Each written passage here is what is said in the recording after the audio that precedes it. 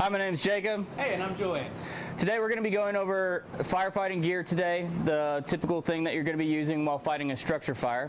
I have Julian here today to be demonstrating how to put on gear while I talk about the gear. All right, so on these boots, we got 3 layers of protection.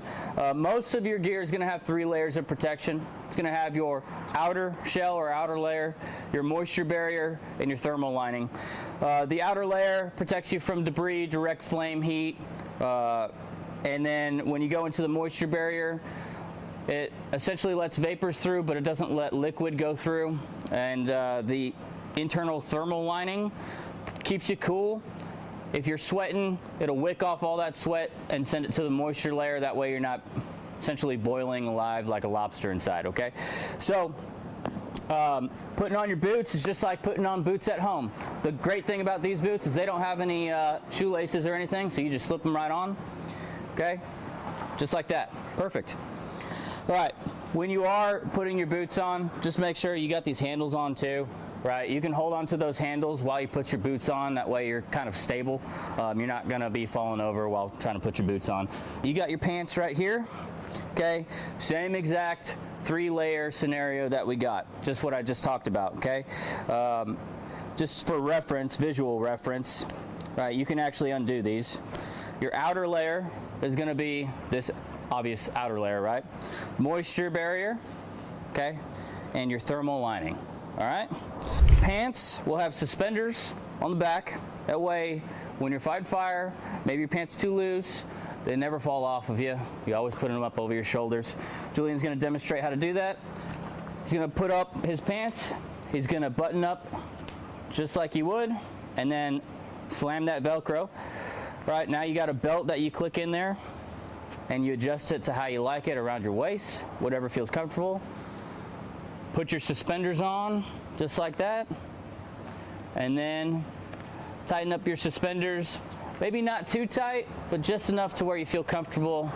You don't want it cinched down on your shoulders too tight, because it might hurt you just a little bit. But just make it comfortable for you, whatever you feel is comfortable, okay? So the next thing we're gonna be going over is your hood. This is your Nomex hood. Just another layer of protection. It's gonna be essentially protect you against heat, thermodynamics, and maybe some hazardous materials that might be like in the form of vapors, right? So it'll protect you against all that kind of stuff, foreign contaminants and everything like that, right? So it's just another layer of protection that you could put over. It'll essentially protect your ears really well also, because for some reason inside of a structure, your ears are always the first ones to be really hot. Those are like your antennas of your head to know when you're getting hot. Julian's gonna put on the Nomex hood for you. Very simple, almost like putting on a hat really, or ski mask if you're into that kind of stuff. Perfect, right? Good. Very simple, very easy, very effective. Our coat, right, or our structure coat is going to have the same 3 layers of protection, just like everything else that we talked about, okay? So you got your outer shell, your moisture barrier, right, and your thermal lining. The one thing about this, though, is that you have this little rope right here in the middle, right, between the moisture barrier and the outer shell. That is your drag rescue device. That's your drag rescue device, okay? So essentially, if a firefighter goes down, you have the ability to drag a firefighter out of a building. This is gonna be wrapped around their arms, and how to access your DRD, drag rescue device. Look at that, DRD, I wonder what's under there. Perfect. Lift that up, and now you're dragging your firefighter out, right? Just like this, all right? It is useful, it is necessary, it is really good to help your firefighter out.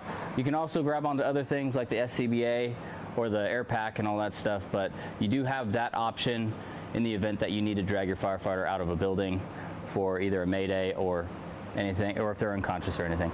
Okay, so Julian is going to be demonstrating putting on the coat. Wow, look at that. Just like how you would put on a regular coat.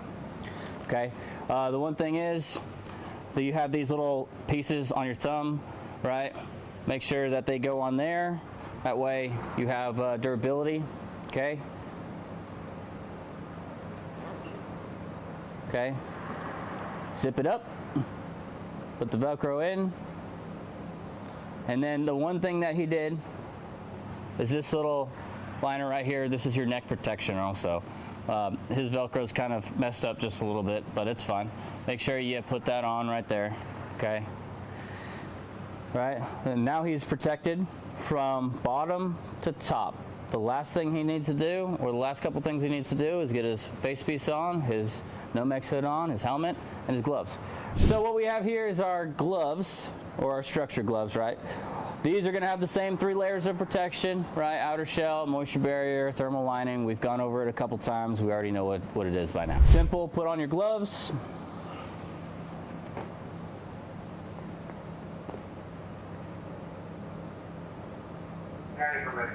All right. Boom, just like that, okay? Very easy, very effective, okay? Now we're gonna be throwing on our SCBA mask, okay? The thing about the SCBA mask, hard to do if you haven't practiced, hard to put on if you haven't practiced with gloves, okay? The reason why I had him put on the gloves first is to show how hard it is as far as dexterity goes to figure out where all these straps are and how you put on your mask, right? But this mask is your self-contained breathing apparatus mask. Allows you to breathe. It also does provide a little bit of thermal protection to your face, but this plastic here will melt. Okay, if it ever does get really hot inside of a structure, this plastic here will start to bubble. You'll lose your visibility. If you ever see it start to bubble, get out. It's way too hot in there. You need to get out, okay? But hopefully that doesn't happen and you'll be all good. So this is gonna be your breathing apparatus. I'm gonna have Julian demonstrate it with gloves real quick, okay? So just like this, he's gonna put it up to his face. And of course he did that with ease.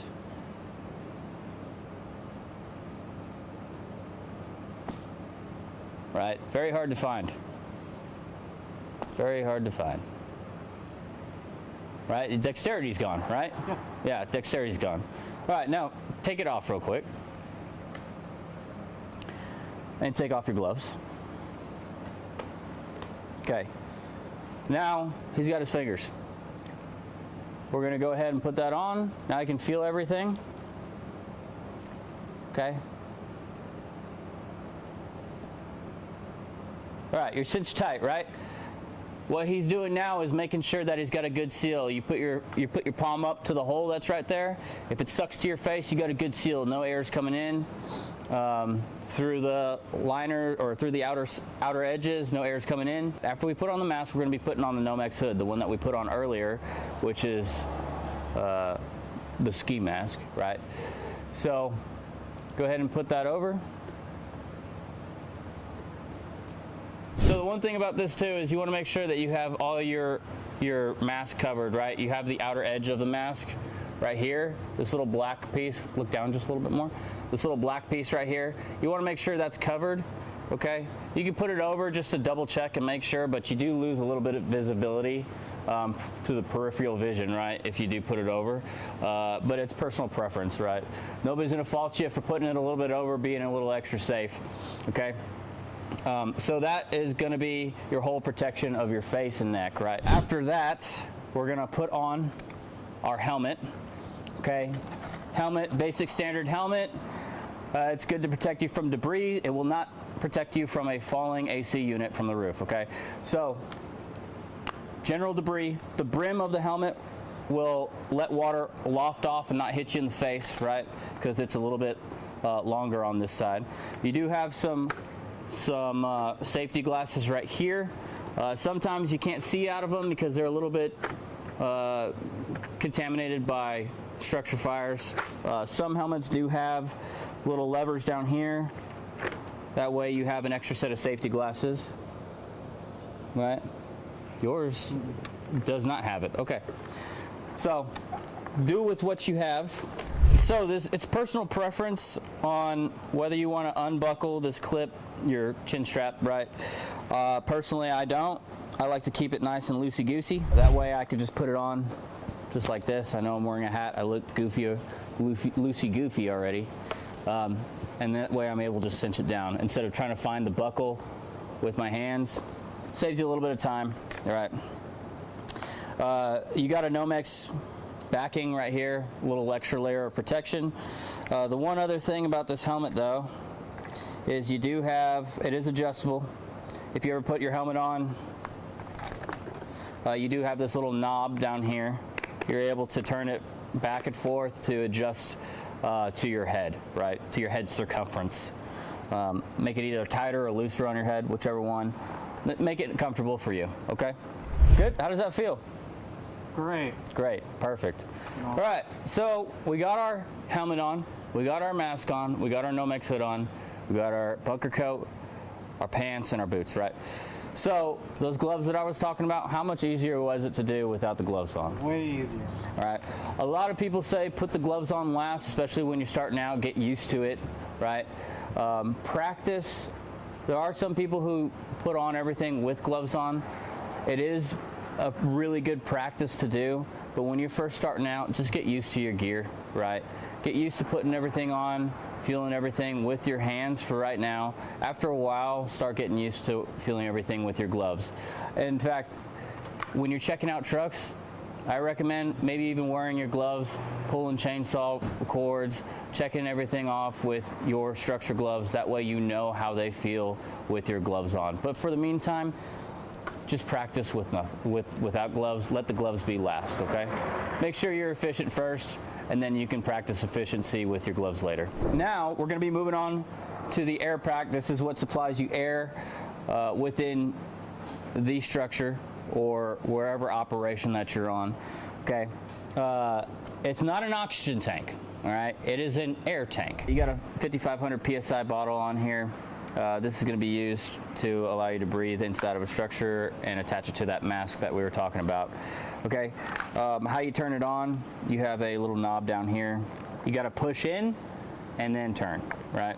You're going to hear that little sound, the vibe alert, and then you're going to hear the beeping sound go on. That just means that it's on. Make sure you turn it all the way so that it's fully on. You're getting full, the max amount of air that you can get out of the tank or the cylinder, whichever one you want to call it. So after you have this on, you have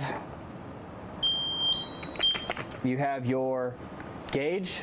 It's going to read between 0 and 5,500 PSI right here. All right, that way you're able to see it.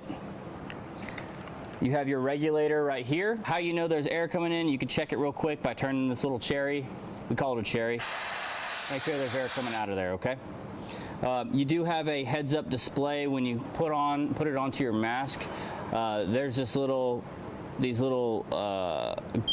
markings right here. There's these little markings right here. You're able to see if you're full. 2 greens, you're full, or 75 to 100%. 1 green, I believe it's 50 to 75%. Yellow, under 50 to 25, and then if you're at red, you're between 25 and 0, okay? So when you're at 25 and 0 or red, you might start to hear what is the vibe alert. What the vibe alert means is that you are very low on air and it's about the time for you to exit the structure, right? So this is a vibe alert, I'll show you, right? When you hear that, you got a very limited amount of time. Maybe a good amount of time is 14 minutes. If you're working hard, you maybe got about 7 minutes left, okay? So once you hear that, it's time for you to think about getting out of the structure. Okay. So one of the other pieces about this is you have a pass device, right? So the pass device is a tool for if a firefighter goes down. If the firefighter isn't moving for 30 seconds, this alarm will go off, right? You don't want the last sound to be ambient, so you want to shake before you get to that last sound. So before I get to that last sound, we're going to shake and clear that alarm, right? The last sound you can create by either waiting for it to go off, or if you're conscious and you're stuck, you don't know where you are inside of a structure, you're disoriented, right? You can hold this red button down and you'll get to that last sound right there. The thing about this sound is you do not want to get used to that sound. You don't want it to become an ambient noise in the background. That sound is only going to be used when a firefighter is down. If you ever hear that sound, that's when you know that somebody is in trouble, and you want to make it that way, right? So you never want to hear that sound. So if you're on the training ground or you're at the scene of a structure, make sure your pack does not get to that sound. That's why we're always shaking around on the scene. So you got a 5,500 PSI bottle on the back right here. I'm gonna have Julian put it on for me, and then we're gonna show you how it operates from the back, from his back, right? Different ways to put it on. You can put it on like a regular backpack. Okay, so how he does it, he's gonna lean forward. You got these two straps right here. Okay, he's gonna pull those straps. Not too tight, just like your suspenders, right? You don't want to make them too tight. You don't want them cinching down your shoulders, making you unable to move up or down, right? You just want to make sure it's nice and comfortable. You still have good movement of your arms, right? Okay. Yep.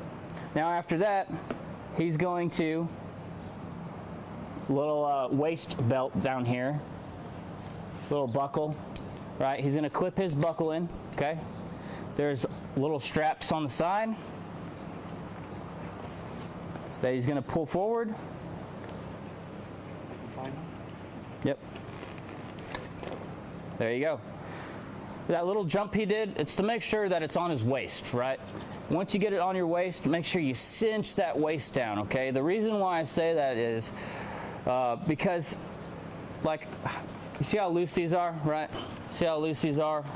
You want to make sure that you're not cinching, you got good arm movement, but you also want to make sure that it doesn't fall back down onto your shoulders and you're not wearing the pack on your shoulders. You want to be wearing the pack on your waist primarily. That way you have all your all the strength right here versus all the strength on your shoulders. It's very impeding to operation, right? You just want to make sure you got good movement of your arms, because that's what you're going to be using a lot of. Your waist can take the brute of the pack. Okay, so from there on out, right, we're going to be turning. Okay, so right here, right, once you have your pack on, you're going to be reaching around. It's going to be on the right side of the pack. There's this little knob right here. What you do for this knob is you're going to push in and turn. Okay, push in and turn. Go ahead and show them real quick. And you can do it pretty easily. Right? Now you're going to hear the beep. Okay, that beep means that it is on and it is ready to go. When you're plugging in your regulator, you want to make sure you got air. Go ahead and bleed it. Perfect. You got air going. Right? And how he did that was this little cherry on top right here. Right? You just twist, turn, make sure you got air. How you put on the regulator? You want to make sure that the cherry is facing upwards. Cherry to the top. All right, and then turn. All right, now take a nice deep breath. Now you're breathing air, okay? Now, that little beep that you just heard right there, that is the pass device, okay? When a firefighter is down and he doesn't move for a long period of time, that device will go off at about 30 seconds, okay? So, exactly just like that, right? So it's been 30 seconds, he hasn't moved. It'll go off, it'll run its course, right? Yeah, it's very loud. Okay, so what he did was he shook to turn it off, okay? The reason why that's there is so that if there is a downed firefighter, the rescue crew can go in, and if he's not moving, they're able to find him based on the sound of that pass device going off, right? They'll be able to follow the sound of that pass device and locate the downed firefighter. If the firefighter is conscious and he needs, go ahead and shake, if he needs help and he's able to set off his own pass device on his own, there's this little red button right here. He can hold it down and it'll go off on its own just like that, okay? How you cancel it, you have a yellow button on this side that you can press Perfect. Now it's off, right? The one thing I do have to say about the pacifies, don't let it be a common thing to hear. You don't want to get used to that sound going off, right? So if his device goes off, he's got to shake immediately. We do not want to get used to that sound, that ambient sound in the background, right? Because when we hear that sound, it's supposed to be, hey, somebody needs help, okay? So you want to make sure that if you're training on the training ground or you're at the scene of a fire, make sure that you're always shaking. If you hear that sound, even if it's from somebody else, make sure you just shake, just to make sure that it goes away, okay? Julian, how do you feel? I feel like I'm ready to go into a fire. Oh, there you go, okay. So after that, he's ready to go. All he needs is a tool and a nozzle, and he's ready to go fight some fire. So now Julian's been fighting fire. He's ready to go home. Fire's out, right? He's got to doff his stuff. Okay, so from here we're going to be taking off the regulator. Okay, so you have this little black button right here up top, and then if you turn to the left, Julian, you have a side piece right here that will you'll pull or push forward, right? Go ahead and demonstrate that. So black button up top, push forward on the button on the side, and you're going to twist and take off. Cool. All right, after that, we're going to be turning. Same thing how you opened it. Turn it off just the same way, okay? All right, turn this way. Now how we bleed it, the little cherry on the top right there, just twist it. You'll hear that vibe. Make sure it's off, all right? No more air's coming out of that, so what we can do now from there is we can turn off our pack. That way, if we're ever standing around, we don't have that alarm go off anymore. All you do is you hit this button twice. I do it slowly. Just 1, 2. You'll hear that sound, and your device is now off, okay? And now we're gonna doff the whole gear. Pretty simple, just like taking off how you put it on.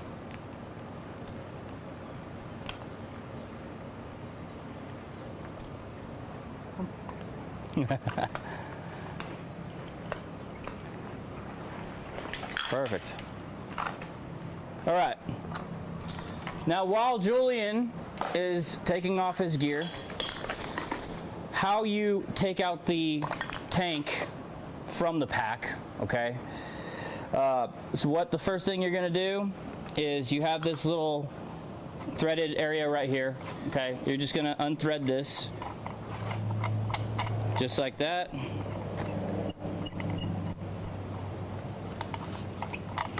Okay, and then you have this clip on the side, this one right here. All you do is you pull it up. Okay, now there's this little red lever. In most things, first responder wise, if there's anything that's red, it means that it's probably moved something. So in this case, you push this down, and now you're able to pull your tank out of your pack, okay? And then you'd go over and fill it up, and we'll go over filling up the tanks in another video.